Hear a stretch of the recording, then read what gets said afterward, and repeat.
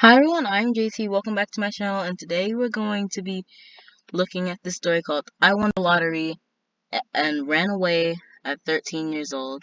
So if you want more My Story animated, click the like button and subscribe. And sorry if there's an echo. I was having a hard time believing what I was seeing right in front of me. I checked and rechecked, and then checked once more, and there it was, an exact match. The same numbers on my lottery ticket were on the screen. My first instinct was to run downstairs and announce the news to my family. I was halfway down the stairs when I realized that it was a bad idea. We are 8 siblings, and my mom would just take the money herself and maybe distribute it with the rest of the family. This is my money, and I am not going to let anyone have it. It was at that moment I made the decision to run away at 12 years old. Hi, my name is Lizzie, and before I tell you what happened afterward and how my entire plan backfired, make sure to like and subscribe to our channel. It all started when I saw a dream a couple of weeks ago. Oh, It she's was in one Georgia. of the most random dreams, cool. and after waking up, I only remembered a string of I know numbers. Buzz Heat. For some reason, I couldn't get those numbers out of my head. A few days later, I had forgotten all about it and was walking home from school when I saw the lottery signs outside one of the local supermarkets. The numbers reminded me of my dream, and in one of the most impulsive moments of my life, I rushed home, emptied my piggy bank, which was rather heavy by this point, and visited my friend across the street. I knew I had to be of legal age in order to buy lottery tickets, and I only had one friend who would fit that criteria. Meg was in her 20s, and we had become good friends after she hired me to walk her dogs. Meg isn't one of those lively adults. In fact, sadness radiates from her all the time. Whenever we talk, she is always warning me about not trusting anyone and to always put myself first. She would go even as far as saying, "Don't do anything good for anyone because they'll always stab you in the back. That's just how life is." I didn't mind talking to her because, well, she looked pretty cool. She would smoke cigarette after cigarette and try to impart her wisdom on me. I knew if there's anyone who'd help me with this, it would be her. I left my money with her and wrote the numbers down on a paper for her to fill. For the next couple of days, I caught myself daydreaming in school. It didn't help matters that summer vacations were almost here and my friends couldn't stop talking about all the places they were planning to visit. Unfortunately, we won't be going anywhere this summer since my mom's leaves were denied and she was needed at work. She promised me that she would take us to Universal Studios, and then she broke that promise, and I couldn't help but feel angry because of it. After school, I rushed home and looked up the site where I could check the winning numbers, and there it was, right at the top. I was having a hard time believing what I was seeing right in front of me. I checked and rechecked, and then checked once more, and there it was, an exact match. The same numbers on my lottery ticket were on the screen. God, I need to move. My first instinct was to run downstairs and announce the news to my family. I was halfway down the stairs when I realized that it was a bad idea. We are 8 siblings, and my mom would just take the money herself and maybe distribute it with the rest of the family. This is my money, and I am not going to let anyone have it. As I made my decision to run away from home, my mom called us downstairs. "Dinner's ready, kids. Come to the kitchen." I hid my bags in the shed outside the house. Not going to let anyone have it. As I made my decision to run away from home, my mom called us downstairs. "Dinner's ready, kids. Come to the kitchen." Mom's voice carried throughout the house. Dinner was like usual in our house. Everyone was speaking all at once. 2 of the twin sisters were fighting over the last piece of meatball. One brother was kicking everyone under the table, and Mom and Dad were just making sure everyone was eating their dinner. I hated this racket, and I hated sharing everything with my siblings. Why couldn't I have something all for myself? Why can't I just go to a place with peace and quiet? I muttered to myself. But then I smiled, realizing that I could finally do what I want and when I wanted. The next day after school, I went to Meg's place, and together, we collected the amount in a lump sum. I hid it in my backpack. It was so much cash, and I couldn't believe it all belonged to me. As I went home, I sat on my bed and smelled all that fresh money. Corona. She just so good. It smells like fresh Corona. That's the new scent. That smells very good. 10 out of 10. 5 out of 5. 5 stars. Corona. I could feel the excitement flowing from me as I thought of my upcoming adventure. "Lizzie!" my older sister called out, and I quickly hid the cash under my mattress. She entered the room seconds later and stopped short when she looked at my face. "What were you doing?" she asked suspiciously. "Nothing. I was just about to do my homework," I replied nonchalantly and reached for my backpack. That night, I went to Meg's and asked her to book me a flight to Orlando, Florida. It's where Universal Studios is. Oh my God, I I love decided Orlando. that I was going to go alone. I felt my spirits lifting even more as Meg gave me an encouraging smile. "You're a smart girl, Lizzie," I wish I had your courage and luck when I was your age. Remember, everyone is greedy, she said. Sorry. When she booked the flight, I paid her in cash. Imagine my surprise when Meg asked me for more. I am helping you out with everything. You need to give me some portion of that money, she said. That's not fair, I replied angrily. Oh, really? Do you want me to tell your parents what you've been up to lately? She threatened me right back. I was shocked and angry, but I had no choice, so I reluctantly gave her more. My flight was at 6 in the morning, so I quietly packed all my stuff at night and hid my bags in the shed outside the house. At 3 a.m., I got ready and I was sneaking out of my house when I heard... Okay, how was that sneaking? Like, how was this sneaking? Outside the house. At 3 a.m., I got ready and I was sneaking out of my house when I heard my older sister. Lizzie, are you out of your mind? Where are you going? She asked. Just shut up. If you shop on Amazon, you should use WikiBuy. It automatically compares Amazon's prices.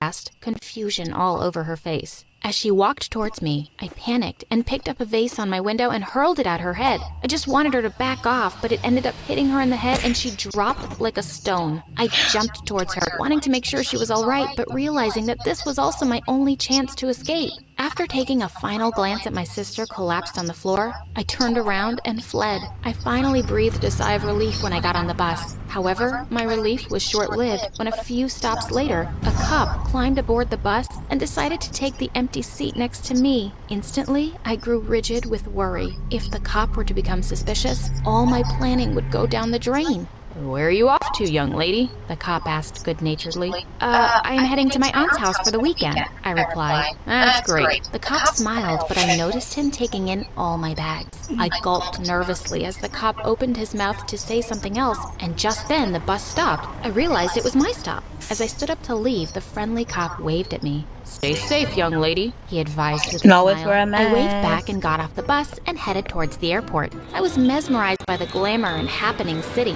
so unlike my boring hometown. The first thing I did was book a room in a rundown... Wait, he looked suspicious when she got off the bus. Look. And the cop waved at me. Stay safe, young lady, he advised with a smile. See? Look at that. Look at this. See this? Exactly. I waved back and got off the bus and headed towards the airport. I was mesmerized by the glamour and happening city, so unlike my boring hometown. The first thing I did was book a room in a rundown motel. It was disgusting and shady, but they didn't ask me where my parents were, so it all worked out. I stashed all my bags, hid the money under a loose floorboard, and headed to my first destination, Disneyland. Excitement and adrenaline filled me. That's in California. In Florida. And she also said she was going to go to Universal Studios. But Disney World is in Orlando. And Disneyland is in California. Just so you know. As I joined the ticket line at the entrance. Sadly, they didn't let me enter and told me that I needed to be accompanied by someone 14 years of age or older. Disappointed, I turned away from the gates and strolled the city without any real destination in mind when I spotted a nice little restaurant. Thankfully, no one questioned me there, and for the first time, I ordered every single thing I wanted on the menu. By the time I was done eating, I couldn't even move. With much struggle, I walked back to my motel and noticed a group of older kids hanging around. They must have been around 17 or 18. They all seemed to be having such a good time, and I couldn't even enter Disneyland. How was I ever going to get into Universal Studios? As I was just standing there, feeling sorry for myself, one of the girls caught my eye. Come here, girl, she called out, and everyone turned to me. At first, I hesitated a little, but then I took in their friendly faces and decided to join them. Hi, I'm Lizzie, I introduced myself. Hey, Lizzie, who are you here with? One of the boys asked me. For some reason, I knew these guys wouldn't report me, so I decided to tell the truth. No one. I flew here alone from Georgia, I said with a shrug. Georgia. Really? One of them exclaimed in surprise. That's actually pretty cool. How old are you? The first girl asked me. I am 12, I replied shyly. That's impressive. You have to be the coolest 12-year-old I ever met. It On a looks vacation. like she's patting the air out of her lungs from the back.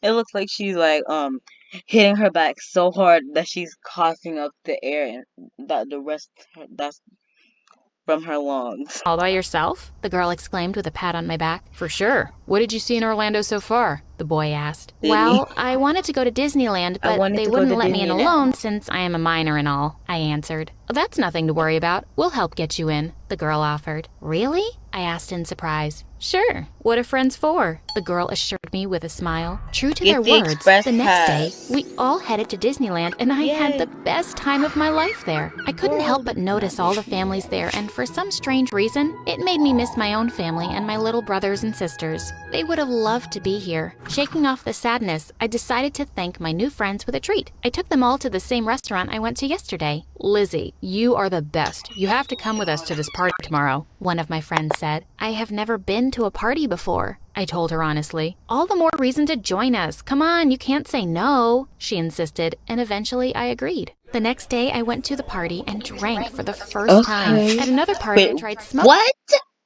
No! Do not drink and do not smoke.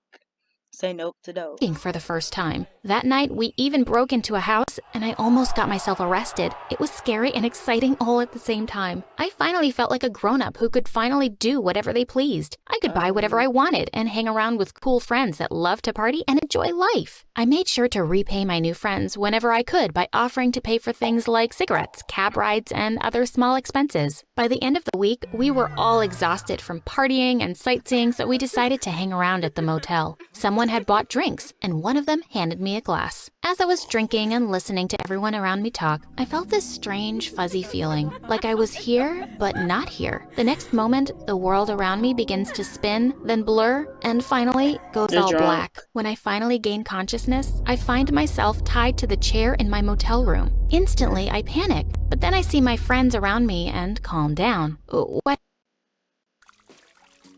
Deep Eddy vodka and soda. The original spiked seltzer.